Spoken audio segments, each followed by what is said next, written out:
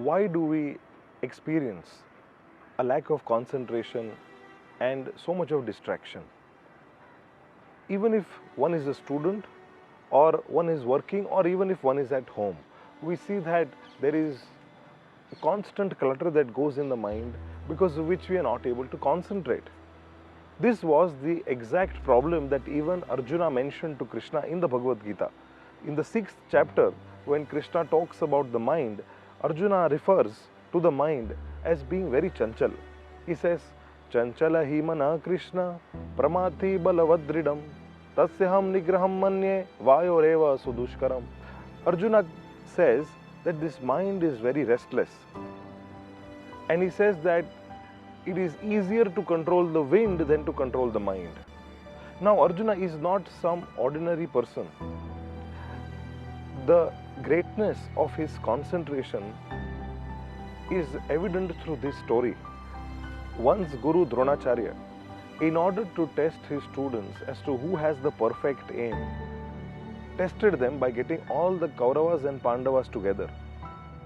One by one, he asked them to look at and aim their arrow towards the eye of the green parrot that was perched on the branch on the tree. So he asks Yudhishthir, what do you see? So Yudhishthir, when he takes aim, he says that I see the parrot, I see the branch, I see the tree, and Dronacharya refuses him. Then he calls upon Duryodhan, and Duryodhan, when asked, what do you see? Duryodhan says, I see the parrot, I see the branch, I see the tree, I see the sky, I see the clouds, I also see my Guru. And Dronacharya refuses him also. And then he calls Bhimsen, and he asks Bhima, what do you see? Bhima replies, I see the parrot, I see the tree, I see the mangoes on the tree, and Dronacharya refuses him. Finally, Dronacharya asks Arjuna to come and asks him to take aim. What do you see, Arjuna? Arjuna replies, I see only the eye of the parrot. And being pleased with his reply, Dronacharya asks him to shoot. Needless to say, it hits bullseye. So this was Arjuna's aim and his concentration and focus. Now such a person is saying that my mind is so restless and it is easier to capture the wind than to capture the mind. Who can capture the wind? So Arjuna is trying to say that it is just impossible to control and capture the mind and keep it focused. Krishna says that it is possible. By suitable practice and detachment, it is possible to control and focus the mind. In fact, he gives a practical remedy. Yato yato nischalati manas chanchalam asthiram tatos tato niyamyetat atmaneva avasamnayet.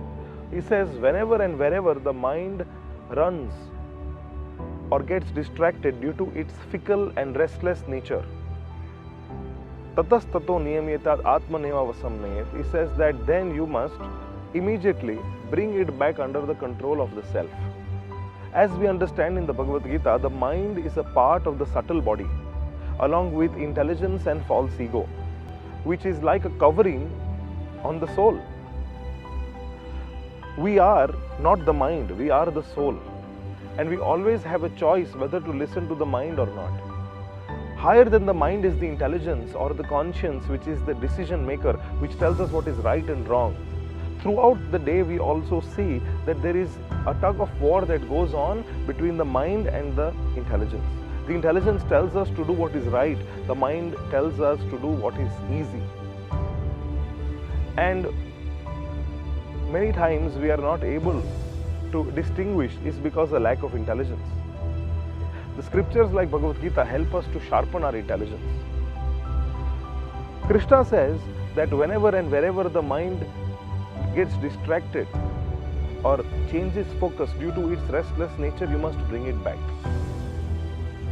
So by practicing this, even as a student, if we are studying and we have to concentrate, if our mind runs here and there, we can bring it back.